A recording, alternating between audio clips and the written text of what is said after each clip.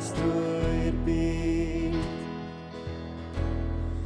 Dim yn bodlon ni, canfoliaeth di, trysorau'r byd, mae'r cwbl mor wag.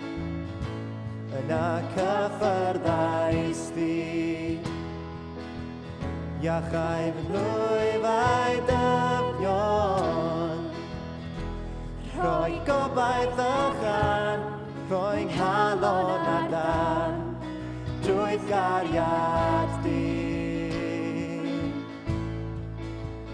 A does dim byd sy'n well nag wyt.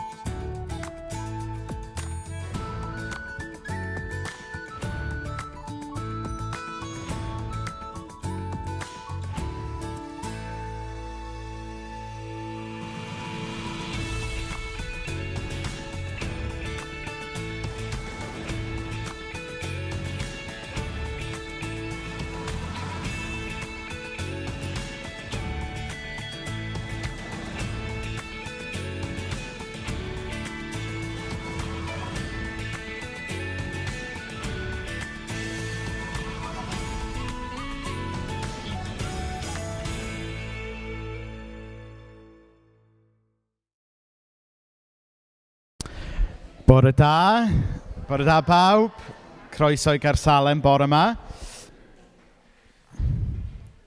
Rhoi hwn lan bach. So mae'n hyfryd gweld pawb yma bore yma. Na i jyst wneud y cyhoeddiadau i ddechrau. Mae Cari Gersalem heno yma yn y capel am 6 o'r gloch. A wedyn heno fydd y Cari Gersalem olaf sort of yn y capel as such, a wedyn dros yr wythnosau nesaf fydd yna gweithgareddau gwahanol yn digwydd dros yr haf. So mae angen i chi watcho allan ar y cyfryngau cymdeithasol i weld beth sy'n digwydd o un wythnos i'r llall. Achos bod ni'n byw yng Nghymru yn popeth yn dibynnu ar y tywydd. so bydd tîm Cari Gersalem sort of wneud penderfyniad eitha munud ola, dwi'n meddwl, beth ydych chi am wneud o un wythnos i'r llall. Felly cadwch lyged allan o dydd Sul nesaf ymlaen ar y cyfryngau cymdeithasol. Wedyn, mae yna fwrdd eiddo coll yma ar ôl gwyl Gersalem pen wythnos diwetha.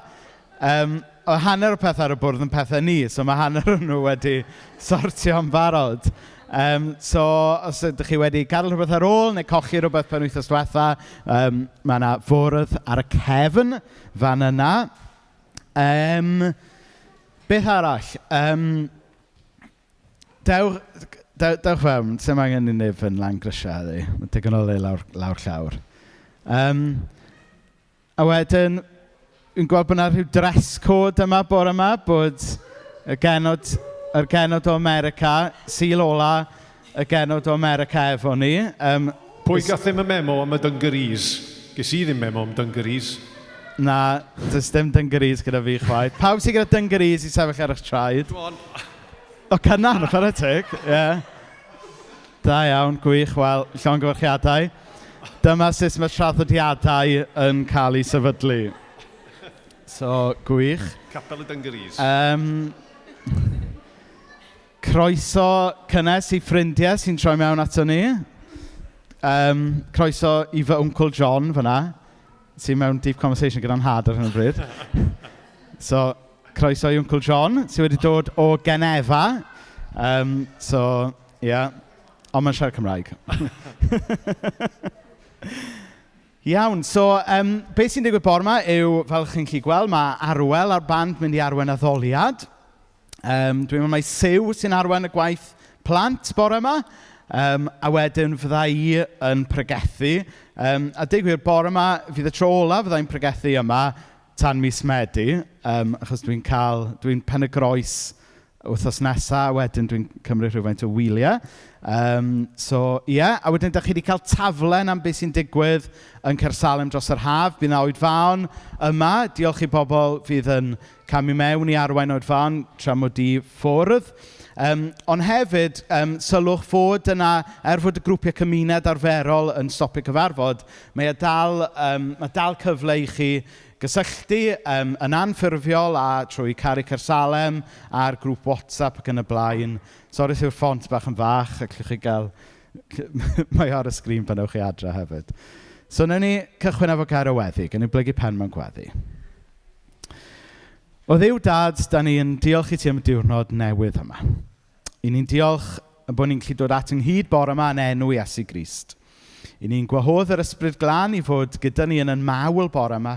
I ni'n gofyn i ti agor y meddyliau a'n calonnau i wybod mwy am dy gariad di mwyn i ni brofi mwy o dy gariad di tuag ato ni. Yn enw Iesu. Amen. Amen. Mae gai gwahodd chi jyst i barhau yn yr ysbryd na weddi am funud, a jyst i ni gael tawelu, a jyst i ni gael meddwl yn dawel am y breintiau dyn ni wedi cael gan Dduw, yr hyn mae Duw wedi roi i ni, y cariad mae wedi dangos ato ni. Mae'n cyffwrdd bywydau pawb mewn ffyrdd gwahanol, ond dewch i ni jyst cael llyged am 2 funud a jyst meddwl am hynny, meddwl am yr hyn yma, yr arglwydd yn golygu, wedi golygu ac yn golygu nawr i ni.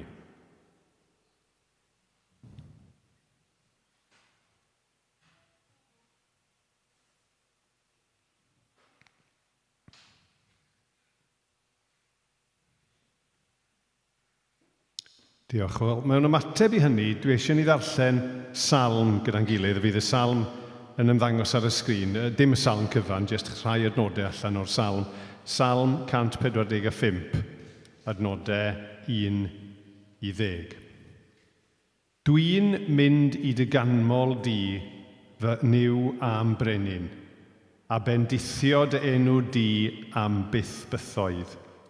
Dwi eisiau dy ganmol di bob dydd, a dyfoli di am byth bythoedd. Mae'r arglwydd yn fawr ac yn heiddi ei foli. Mae ei fawredd tu hwnt i'n deall ni. Bydd un genhedlaeth yn dweud wrth y nesa am dy weithredoedd, ac yn canmol y pethau mawr rwy ti'n ei gwneud. Byddan nhw'n dweud mor ryfeddol ydy dy ysblander a dy fawredd, a byddai un sôn am y pethau anhygoel rwy ti'n ei gwneud. Bydd pobl yn sôn am y pethau rhyfdanol rwy ti'n ei gwneud, a byddai un ei adrodd hanes dy weithredoedd mawr.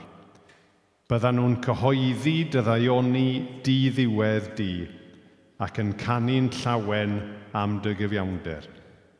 Mae'r arglwydd mor garedig a thrigarog, mor amyneddgar ac anhygoel o hael. Mae'r arglwydd yn dda wrth bawb. Mae'n dangos tosturi at bopeth mae wedi ei wneud. Mae'r cwbl rwy ti wedi ei greu yn dyfoli di o arglwydd, ac mae'r rhai sydd wedi profi dy garlad ffyddlon yn dy fendithio. Dewch i ni ganu, godi i ganu, Ior, rwy'n dod at ti, achos da ni'n cael dod at Dduw fel yr ydyn ni. Dyn ni ddim yn goffo ffalsio, mae'n gweld y cyfan, ond yn Iesu, mae'n yn derbyn ni. Dewch i ni godi.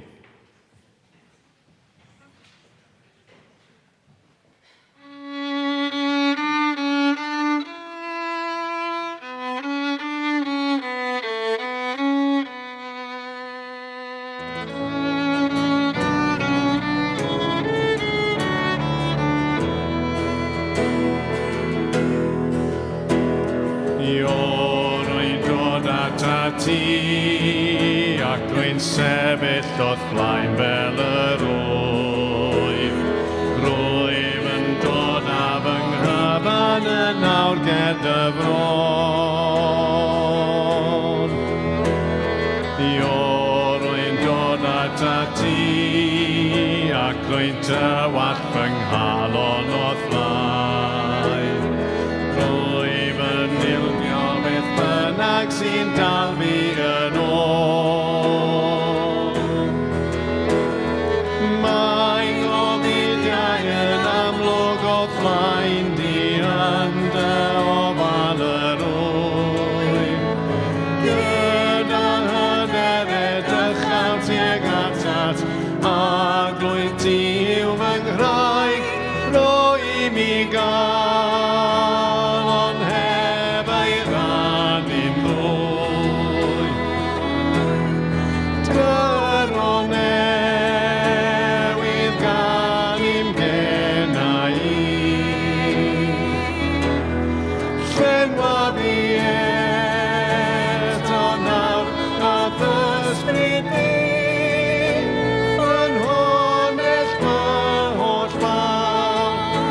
rwy'n dod at y ti.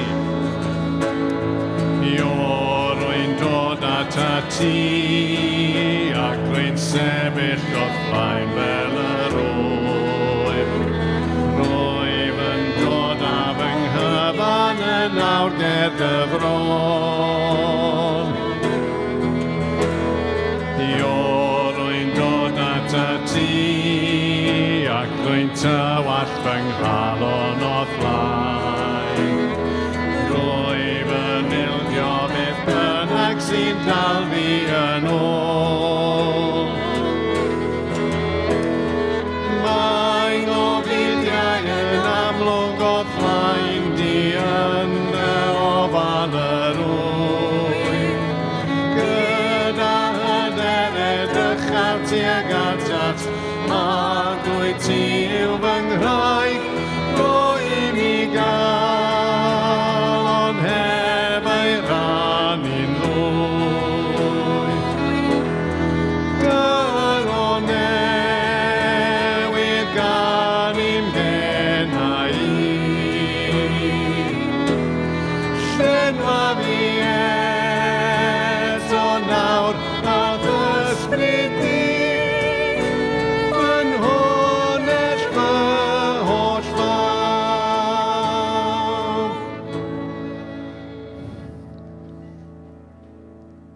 Dewch ni gan i'n hellach ac atgoffa'n hunain am y cariad mae Duw wedi dangos ag ato ni, gariad gwyllt aruthrol e.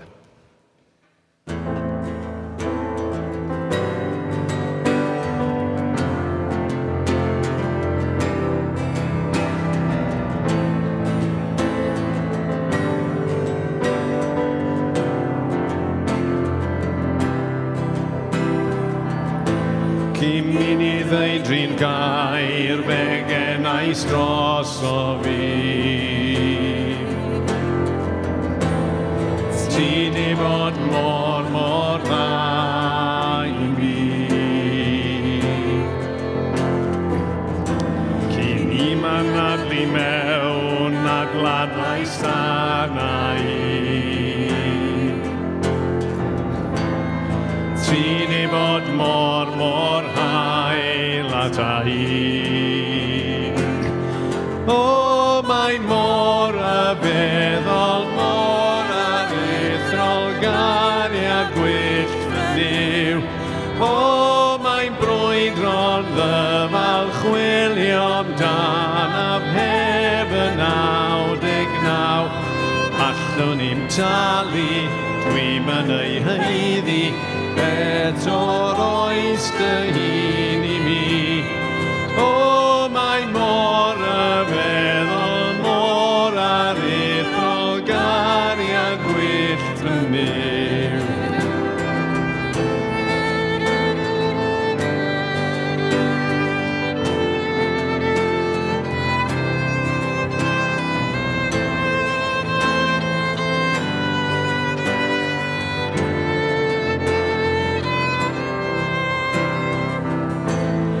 Elin o ni, brwydrais dim hach i fi. Ti di bod mor dda i mi. Ro'n i'n teimlo'n ddiwerth, telais dy bris i gyd. Ti di bod mor hael ata i. O, mae mor yfeddol, mor aruthrol, gariad gwyllt fy Dduw. O, mae'n brwydro'n ddyfal, chwilio amdana heb y 99.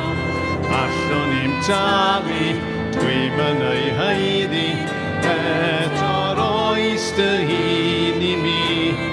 O, mae'n mor yfeddol, mor aruthrol, gariad gwyllt fy Dduw.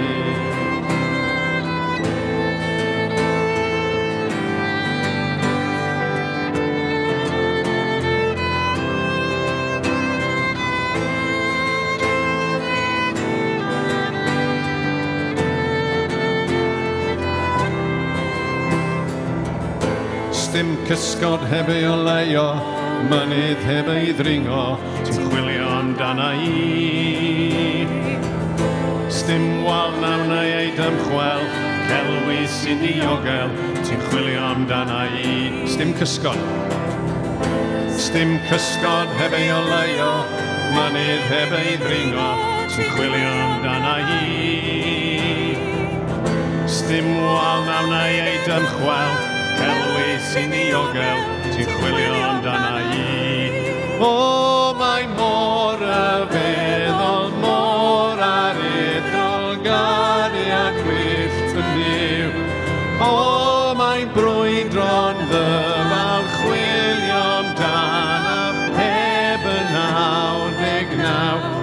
Allwn ni'n talu, dwi'n yn ei haeddu, eto'r oes dy hun i mi. O, mae mor a feddwl, mor aruthrol, gari a gwyllt yn niw.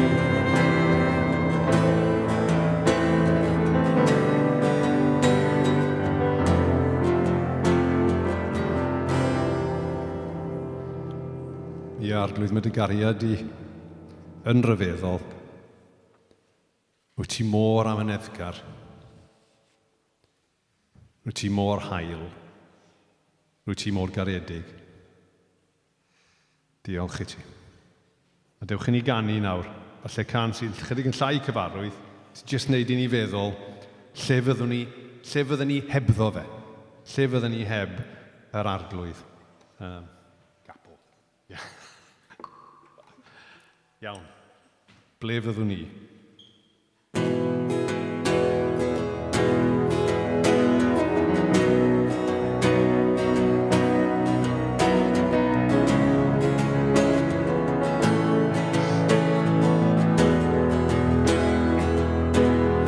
Dylaw fi ym mhob ran, o'n bywyd i ar bob cam.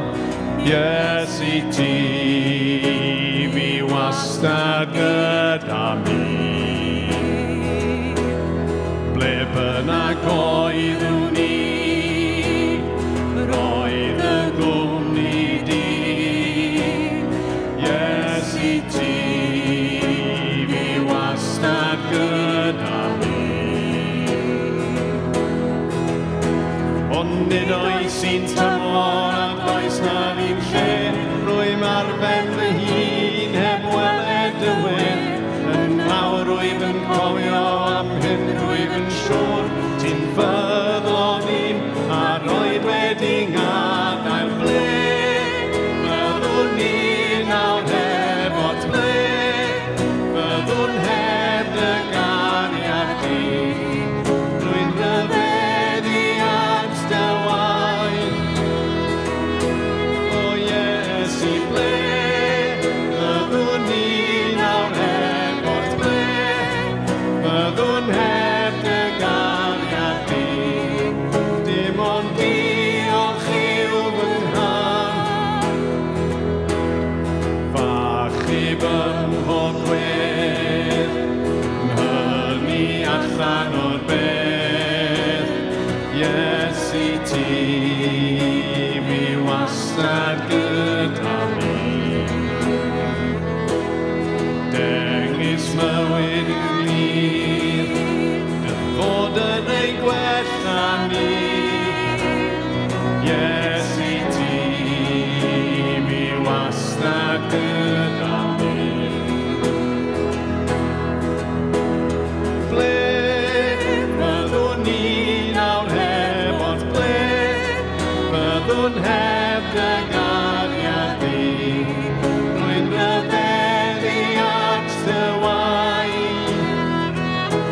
O Iesu ble, byddwn ni nawr heb ot ble, byddwn heb dy ganiad di.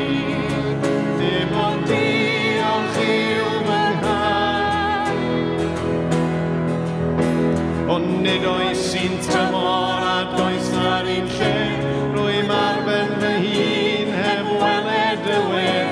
Yn nawr rwy'n yn cofio am hyn, rwy'n yn siŵr ti'n ffordd.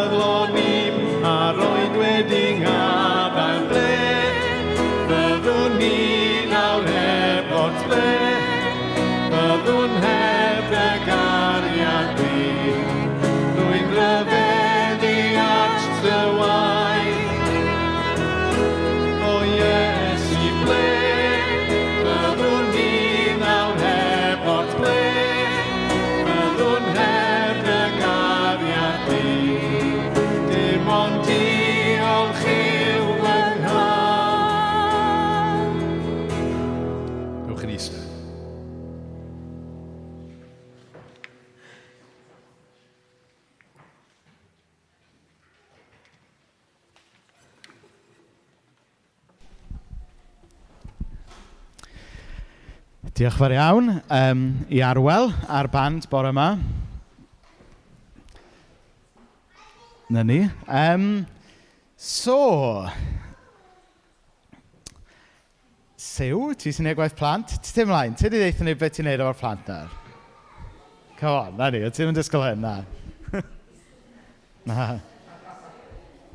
Na ni. Da ni'n ddiolchgar iawn am bopeth mae Siw wedi neud dros y tymor. A dwi'n ddiolchgar i ti hefyd am bod ti. Dim ti wedi neud. Na ni, oce.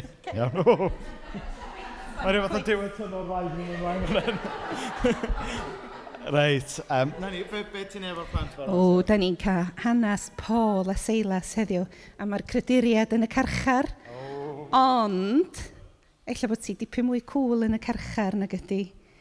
Mae'n mynd i fod heddiw, felly, ein garchar tamp tywyll di, ond sy'n dipyn mwy cool na heddiw. Felly, da ni'n mynd i gael hanes y ddau. A beth sy'n digwydd, mae'n rhywbeth cyffroes iawn yn digwydd. Oce. Da chi eisiau dod i lawr? Mae croeso chi ddod i lawr. Ac unrhyw oedolyn arall. Dwi'n paratoi cregedd i chi. Diolch Siw. Reit, gawn ni air o weddi te. Gawn ni air o weddi cyn bod ni'n mynd ymlaen. O ddiw dad, da ni'n gofyn ti bendithio'r plant, a bendithio ni, da ni gyd yn blant pan da ni'n dod o dy flaen di o ddiw dad. Da ni'n gofyn i'r hanesion, a'r storis, a popeth da ni'n mynd i glywed bore yma, lawr grisia a fyny grisia, fod yn fwyd i'n bywydau ni bore yma. Yn enw Iesu. Amen. Amen. Na ni, so mae'r plant yn gallu mynd lawr grisia rwan, a newn ni, os ys rhywun, mae'n fore poeth o stuffi, os ys rhywun eisiau mynd i'n ôl glas o ddŵr, gallwch chi wneud hynna nawr, a newn ni, so newn ni cael brec o 2 funud, a helpwch chi i wydred o ddŵr fyna os da chi eisiau.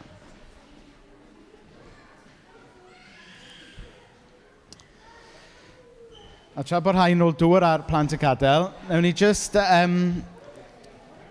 We'll just give an official word of thanks for the American team who've been working with us over the past few weeks. So, diolch, yn fawr iawn. Thank you for everything you've done and been in our misg. In our misg. Yn ein plith. Efo dyn pwy yn ein plith yn Saesneg? Yn ein misg. In our misg. Na. Mist. That's it. You know, obviously, over the past few weeks, I've been practicing my English, you know. So I'll be fluent by next summer. Yeah, dyna ni. Na, felly mae'n o gwmpas. You're around until Friday, I think. You fly home on Friday, so yeah. God bless you in everything, and please come back. Da ni, da iawn Caleb. Iawn te. Nawr mae'n teimlo fel bod fi heb bregethu ers amser hir, achos dwi wedi bod yn pen y groes rhai siliau, oedd gynnu ni gwyl Cersalem a ges i Covid, so mae'n braf cael pregethu bore yma. Ond dwi'n teimlo chydig bach allan o'r arfer yn rhywbeth.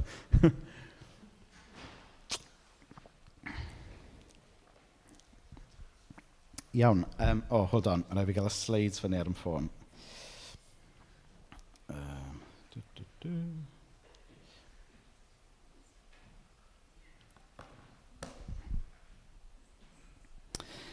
Felly, mae'r darlleniad bore yma yn dod o lyfr Genesis, reit ar ddechrau y Beibl.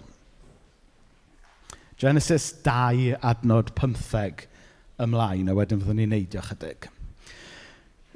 Dyma'r arglwydd Dduw yn cymryd y dyn a'i osod yn yr ardd yn Eden, i'w thrin hi a gofalu amdani.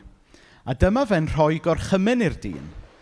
Cei fwyta ffrwyth unrhyw goeden yn yr ardd, ond paid bwyta ffrwyth y goeden sy'n rhoi gwybodaeth am bopeth, da a drwg. Pan wneud i hynny, byddi'n siŵr o farw. A wedyn neidio wedyn i ddechrau pennod 3. Ond dyma'r neidr yn dweud wrth y wraig, na, fyddwch chi ddim yn marw. Mae Duw yn gwybod y byddwch chi'n gweld popeth yn glir pan fyddwch chi'n bwyta ohoni. byddwch chi'n gwybod am bopeth da a drwg fel Duw ei hun. Gwelodd y wraig fod ffrwyth y goeden yn edrych yn dda i'w fwyta. Roedd cael ei gwneud yn ddoeth yn apelio ati. Felly dyma hi'n cymryd peth o'i ffrwyth ac yn ei fwyta. Yna rhoddodd beth yw gŵr oedd gyda hi, a dyma fe'n bwyta hefyd. Yn sydyn, roedden nhw'n gweld popeth yn glir, ac yn sylweddoli eu bod nhw'n noeth. Felly dyma nhw'n rhwymo dail coed ffigys at ei gilydd, a gwneud sgertiau iddyn nhw eu hunain. A wedyn neidio i ddiwedd y benod. Wedyn, dyma'r arglwydd Dduw yn gwneud dillad o grwyn anifeiliaid i adda a'i wraig ei gwisgo.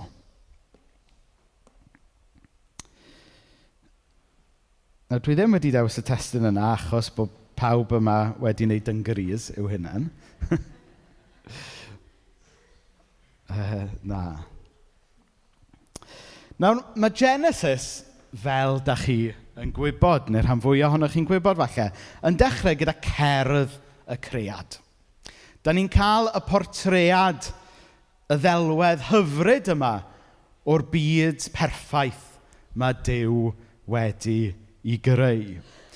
A dros yr wythnosau diwetha, pan mae'r tywydd di bod yn dda, da ni wedi gweld sbarc o hynna o'n cwmpas ni yn byw yn yr rhan hyfryd yma o'r creadigaeth yn dydyn. Da ni dal yn gallu gweld stamp y creawdwr, da ni dal yn gallu gweld harddwch y greadigaeth yn cyhoeddi fod yna greawdwr. Ond da ni gyd yn ymwybodol hefyd fod y portread perffaith yma sydd ar ddechrau Genesis yn wahanol iawn hefyd i lawer o beth da ni yn ei brofi o ddydd i ddydd yn ein byd ni heddiw. Yn drist iawn mae'r newyddion yn dydy yn llawn o newyddion trist ar y cyfan. Chybod? Os da chi'n, maen nhw'n dweud bod newyddion deg, ond bron allech chi newid ei fod newyddion trist deg. Mae newyddion trist sydd yn anffodus yn amgylchynu ac yn dod ata ni o bob cyfeiriad. Sôn am ryfeloedd yn arbennig y rhyfel sy'n parhau yn yr Wcrain, dal ar y meddyliau ni. Y dioddefaint mae ffoaduriaid yn ei wynebu yn y byd heddiw. A llawer o drais, pobl yn dioddau oherwydd newid hinsawdd a phethau fel yna. Heb sôn wrth gwrs am fflyd o wleidyddion anonest ac anghyfiawn o'n cwmpas ni. Nes at adre, dwi'n gwybod fod llawer ohonoch chi wedi bod trwy bethau anodd dros y misoedd a'r flwyddyn diwetha. A hyd yn oed os oes neb wedi profi caledu neu dioddefaint uniongyrchol, mae pawb wedi blino neu'n stres rhywbryd. Hynny yw, da ni'n byw mewn byd oedd yn berffaith i gychwyn, ond da ni gyd yn ymwybodol hefyd fod na rhywbeth wedi mynd yn anghywir hefyd. I ni'n byw mewn byd, ers i dal yn tincian y perffeithrwydd oedd, da ni'n ymwybodol hefyd bod ni'n byw mewn byd sydd wedi cael ei lygru mewn rhyw ffordd. Neu da ni dal yn byw mewn byd, os hoffech chi o ddefnyddio delwedd meddygol, sydd wedi mynd yn sâl mewn rhyw ffordd. Mae yna lot o obaith a prydferthwch dal i weld yn y byd. Ond sy'n angen gradd i weithio allan fod rhywbeth wedi mynd o'i le yn y byd hefyd. A bod y byd, fel o'n i'n dweud, yn sâl mewn ffordd sylfaenol. Ond un peth sy'n braf yw bod stori fawr y Beibl yn helpu ni wneud sens o beth da ni'n gweld o'n blaen ni. Mae stori fawr y Beibl yn helpu ni fframio a wneud sens o'r profiadau da ni yn ei brofi mewn bywyd, ond hefyd mae e'n helpu ni wneud synwyr o'r profiadau fwy anodd da ni'n wynebu mewn bywyd.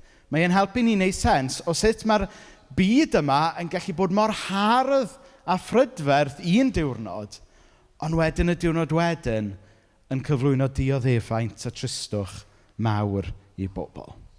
A mae cerdd y cread rhan ohono fe nes i ddarllen just nawr yn helpu ni ddeall.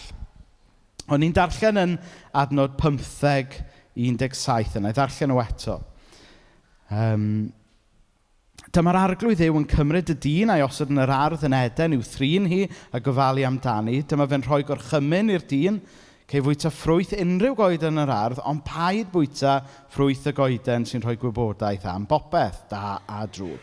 Pan wneud i hynny byddi'n siŵr o farw. Oedd hon yn goeden arbennig iawn.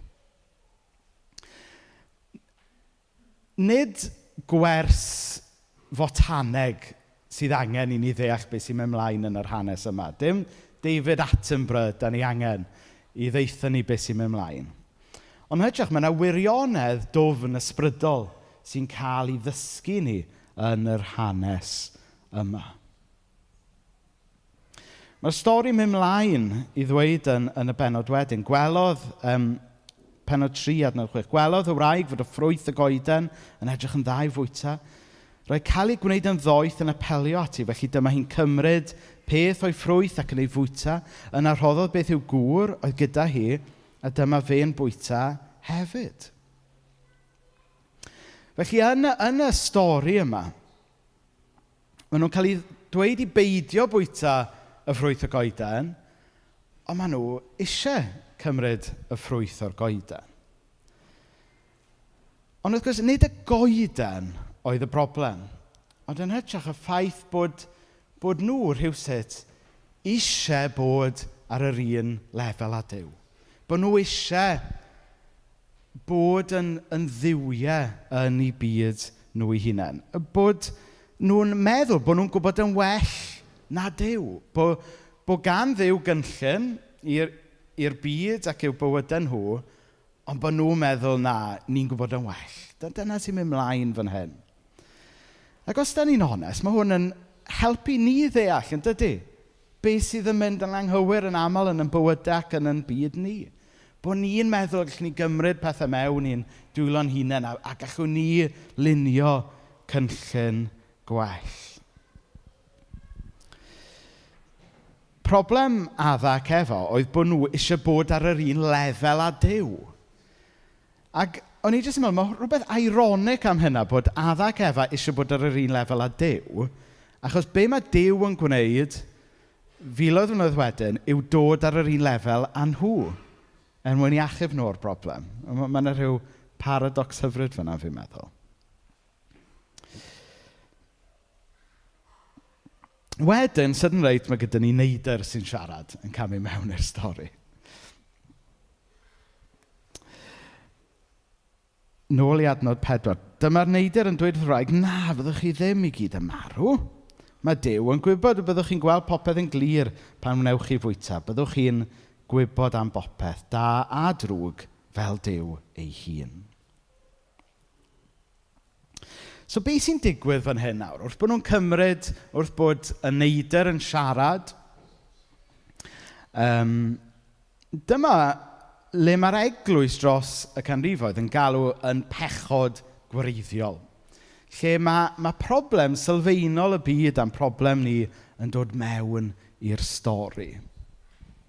Ac chydig fisoedd yn ôl, nes i ddarllen llyfr gan Giles Fraser. Os rhywun yn gwybod pwy di Giles Fraser? Mae'n ficer yn Llundain rhywle ac yn golofnydd eitha controversial weithiau i'r Guardian ac ambell i beth arall. Ond oedd dyfa rhan diddorol iawn yn ei lyfr, enw'r llyfr oedd Chosen, a na i just darllen y dyfyniad yma i helpu ni feddwl mwy ynglyn â hyn. Human beings are fundamentally broken. In other words, sin is not some secret shame, but a feature of our common humanity. Original sin is badly named. It really should be called unoriginal sin, because it is part of all of us, and is mostly configured in the same way. Sin is original only in terms of its origination. Properly understood, sin is Christian language for human nature. Mae'n ddiddorol yn dydy. Hynny yw, ar ryw wedd, dwi'n deall be mae o'n dweud, ti'n gwybod. Mae pechod gwreiddiol yn helpu ni ddeall be ydy'r tristwch, be ydy'r caledu, be ydy'r dioddefaint sy'n ni gyd yn brofi, mae'r byd yma'n profi.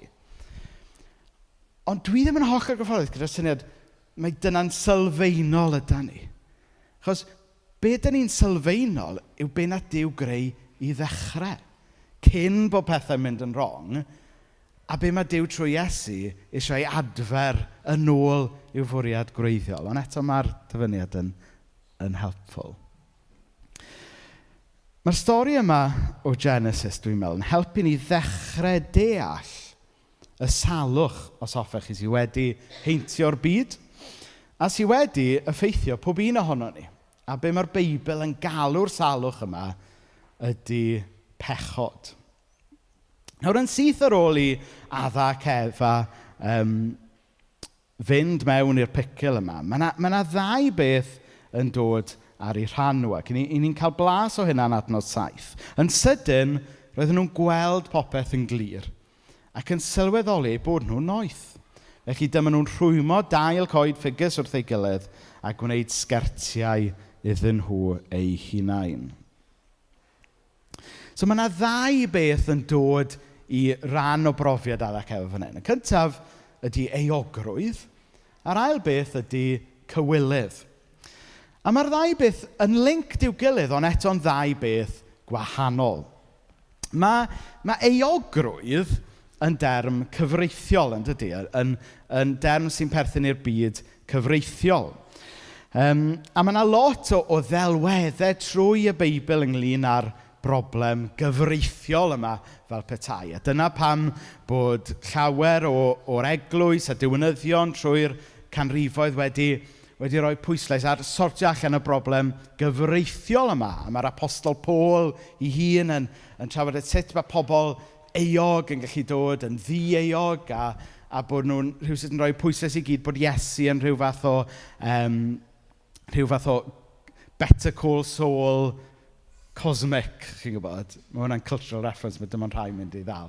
Mae'n rhyw gyfreithiwr cosmic. A mae'r ddelwedd yna'n bwysig. Ond be dwi eisiau ni ganolbwyntio fwy arno bore yma, ydy'r ochr cywilydd yma. Achos mae hwnna'n rhywbeth, nid cyfreithiol yr heidrwydd, mae hwnna'n fwy ynglyn â teimladau ac emosiynau. Y syniad yma bod Adda ac Efa, oedden nhw'n euog, oedden nhw wedi wneud rhywbeth sort of technically wrong, ond y poen emosiynol, y clwyf ar y galon yma, nath arwen nhw wedyn i deimlo cywilydd. Ac dwi'n meddwl bod na newyddion da yn yr Efengyl Gristnogol i unrhyw un sydd wedi profi cywilydd. Mae gyda ni yn Iesu Grist feddyg da sydd yn iachau clwyfau yn calon ni.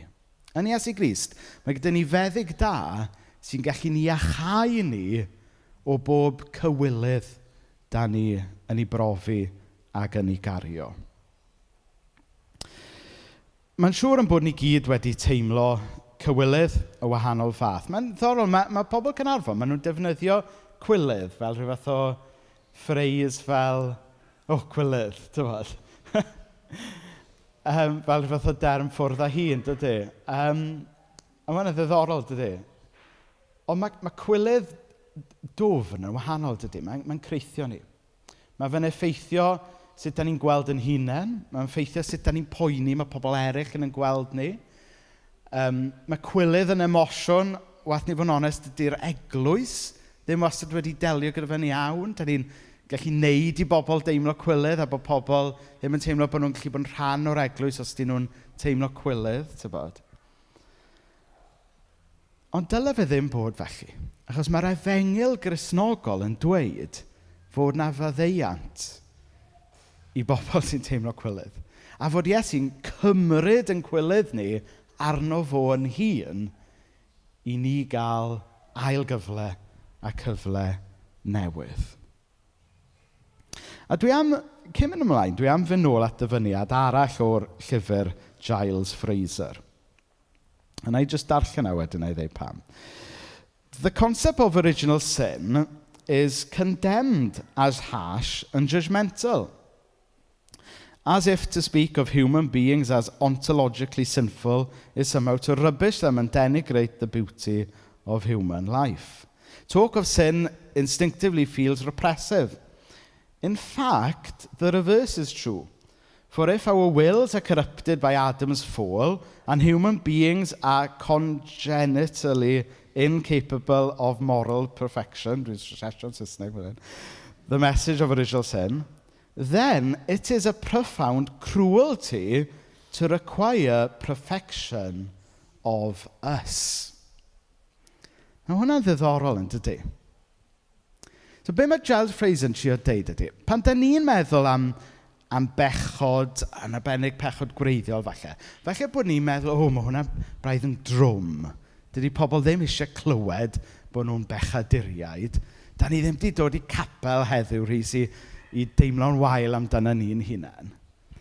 Ond be mae Giles Fraser yn dweud, o ddeall pechod gwreiddiol yn iawn, mae actually yn rhyddhau ni mewn ffordd, oherwydd mae'n rhoi fframwaith i ni ddeall y gwendid sydd ynddo ni. Mae'n rhoi framework i ni wneud synwyr o pam bod pethau'n mynd yn wrong, pam bod cynnal perthnasau lot anoddach na dylai fe fod. A hefyd, mae'n rhyddhau ni o'r pwysau sy'n dod gan gymdeithas heddiw i fyw y bywyd perffaith. Achos mae cymdeithas sydd ddim yn credu mewn pechod gwreiddiol yn disgwyl perfeithrwydd gan pawb ac yn rhoi maddeuant i neb. A dwi'n gwybod os ydych chi'n teimlo hynna, ond da ni yn byw mewn cymdeithas, ydyn, sy'n disgwyl perfeithrwydd gan pawb ond yn cynnig maddeuant i neb. Ond mae deall pechod gwreiddiol, a fel fyddwn ni'n dod ymlaen ato nawr, deall fod yna faddeuant ag ateb i gael i pechod gwreiddiol, yn rhoi ail gyfrau i bobl sydd yn methu, ac yn cynnig maddeuant i bobl. Achos pechod gwreiddiol ydy'r diagnosis. Ac i unrhyw un sydd yn sal, cyn cael iachau, cyn mae rai chi gael diagnosis yn does. Hynny yw, mae un yn dilyn y llall. A falle bod yna rhywun yma bore yma yn cario rhyw faich trwm. Rhywun yma yn cario rhyw lois calon, yn cario rhyw euogrwydd, yn cario cywilydd hyd yn oed. Felly bod rhywun yn yr un lle ac adda ac efa yn ffeindio'ch hunan yn trio cuddio'ch cywilydd eich hunan. Felly nid trwy llythrenol creu sgertiau, ond chyfod, da ni'n rhoi dad ydyn am drio cuddio cywilydd oddi wrth yn gilydd yn hytrach na cyflwyno'r peth i ddew i dderbyn maddeuant a iachad. Wel, y newyddion da bore yma yw fod y Beibl yn helpu ni ddeall o le mae dioddefaint a pethau drwg yn dod yn y byd ac yn bywydau ni. Ond mae'r Beibl hefyd yn cyflwyno ni at y meddyg da sy'n dod â iachad a maddeuant i'r pethau yma. Ac mewn trefn hanes, oedden ni'n aros am Iesu Grist i ddod mewn i'r byd yma, i fyw gyda ni, i farw ar y groes. Ond hyd yn oed yng ngardd Eden, da ni'n cael rhagflas o hwnna. A da ni'n gweld hwnna yn yr adnod ola nes i ddarllen gyna, adnod 21. Wedyn, dyma'r arglwydd Dduw yn gwneud dillad o grwyn anifeiliaid i adda a'i wraig ei gwisgo. Chi'n sylwi beth sy'n digwydd fan hyn?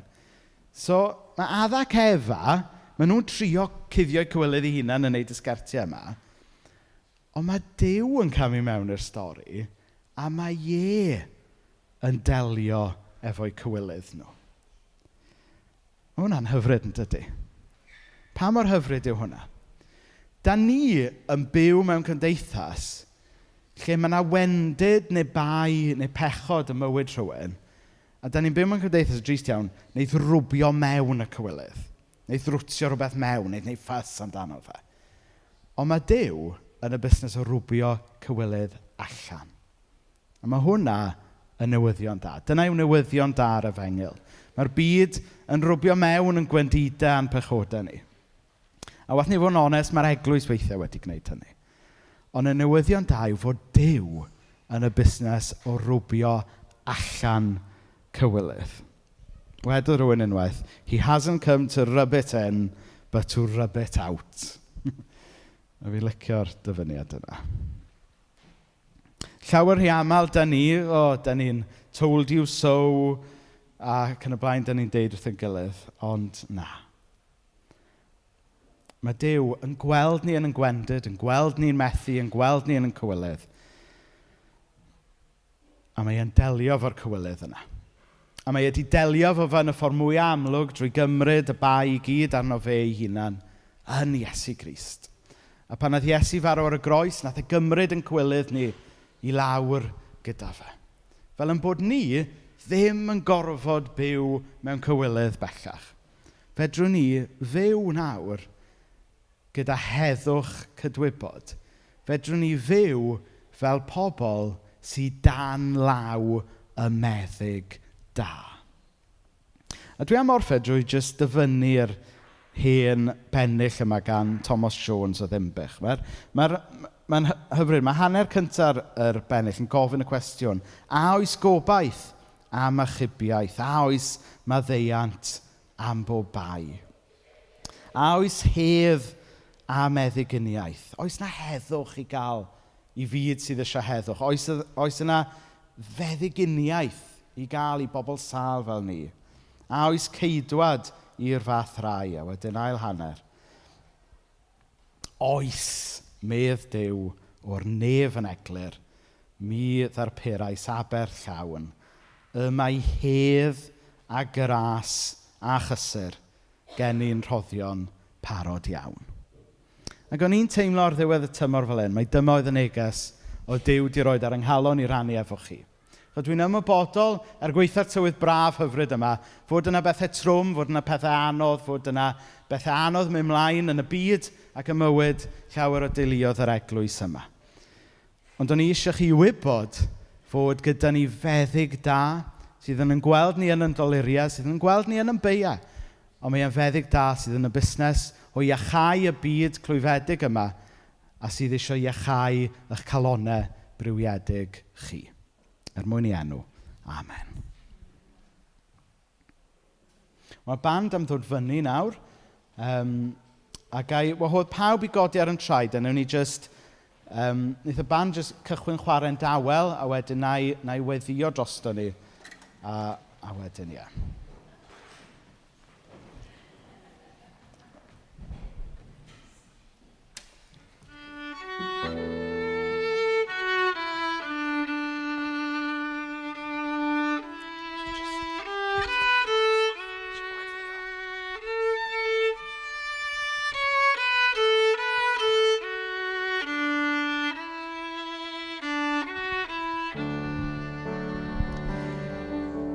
Felly o Dduw Dad, helpa ni gyd jyst i ddod â'n beichiau ata ti nawr bore yma. Unrhyw un yma sydd yn drwmlwythog, wedi bod yn cario rhyw boen neu loes dros yr wythnosau'r misoedd diwetha. Gadw nhw wybod bod ti yn feddyg da sydd yn iachau clwyfau y galon.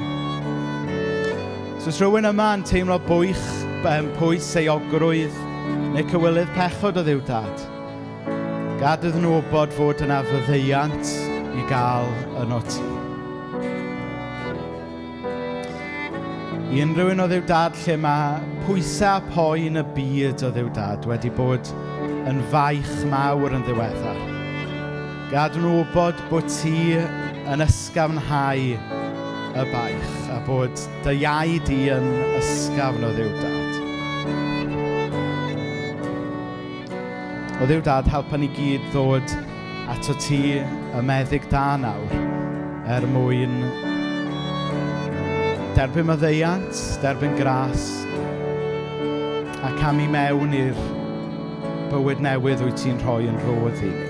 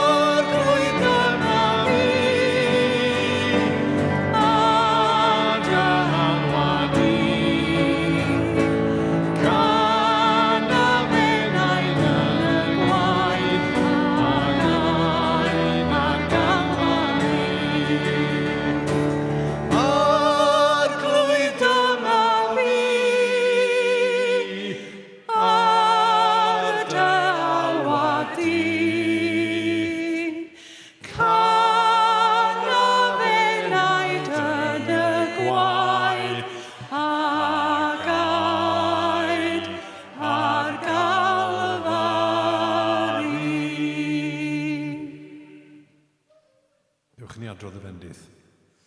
Gras ein harglwydd Iesu Grist, a chariad Duw, a chymdeithas yr ysbryd glân, a fyddo gyda ni oll, o'r awr hon, hyd byth. Amen.